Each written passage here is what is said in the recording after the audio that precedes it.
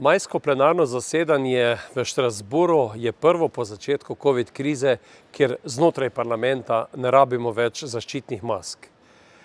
Je pa v tem času, kot vemo, nastopila druga velika kriza, vojna, agresija Rusije nad Ukrajino, povzroča na eni strani zelo velike težave, tegobe ljudem, ki živijo v Ukrajini, številni umirajo v tej žalostni vojni.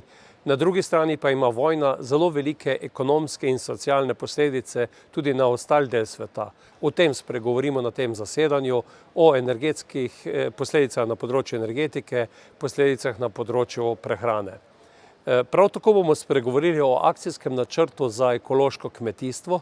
S tem akcijskim načrtom poudarjamo pomen ekološkega kmetijstva, želja po dvigu odstotka kmetijskih zemljišč, ki naj bi bile obdelane po tej metodi, po drugi strani pa veliko nujo, da uskladimo na eni strani ponudbo ekološko pridelane hrane, na drugi strani pa tudi potrošnjo med prebivalci.